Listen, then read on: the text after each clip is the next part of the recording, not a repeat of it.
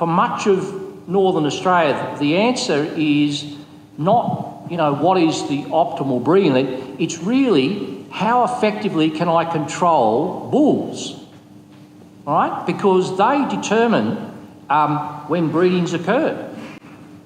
I routinely will go into mobs of replacement heifers to conduct artificial breeding programs, and I will find 10 to 20% of immaculate conceptions, right? So really, how effectively you control bulls will have a big impact on how well you can manage your breeding period. And I totally agree with Llewellyn and Cliff. The shorter the better, because as I said to the group yesterday, a short calving period enables best practice management of the calves. There's no two ways about that. But it does come down to how effectively we can manage bulls.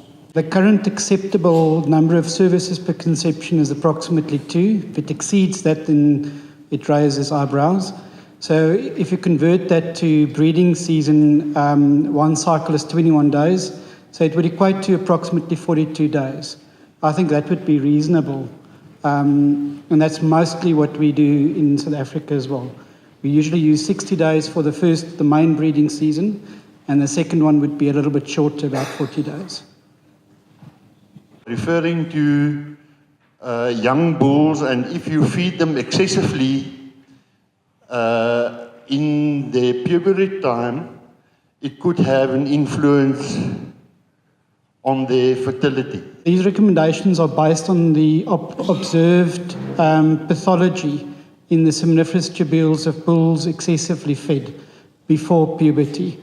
But the effect is of course linked to physiological maturity type of that specific breed.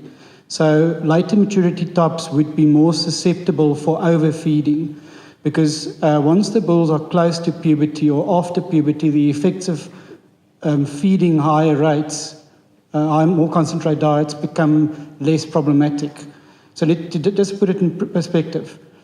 What it boils down to is if you feed a early maturing type, there's less risk of having damage in terms of reproductive development, specifically in terms of seminiferous tubule histology.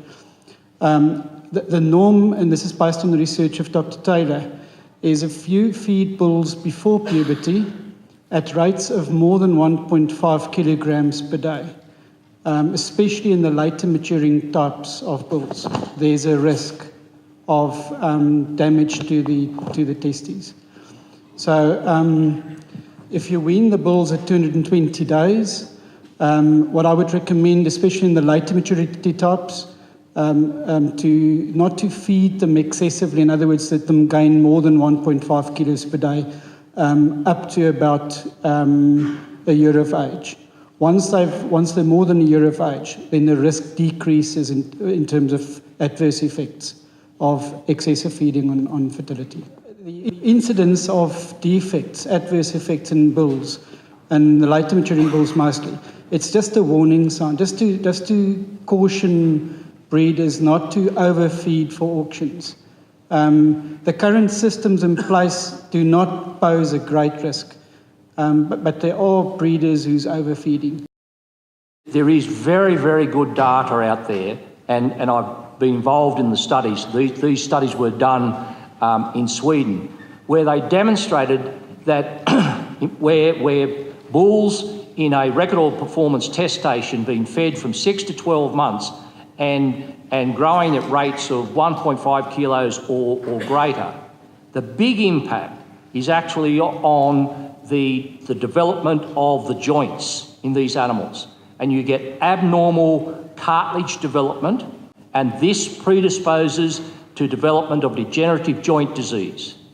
In other words, these animals will develop arthritic change early in life, and that will compromise their mating ability.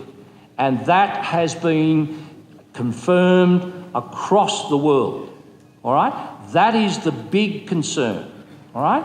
And so The key thing here is, as seed stock producers, you're wanting to produce a highly functional animal. So we need to achieve moderate growth. So, growth rates of 1 kilo per day is all that's required. We mated 2-year-old Brahman bulls in Northern Australia weighing 440 kgs. And we had bulls there siring 60 calves, right? So, we just have to be focused on producing functional animals. From a genetic evaluation point of view, we're wanting to identify genetic differences that are there, those that are sires that produce daughters that are more fertile.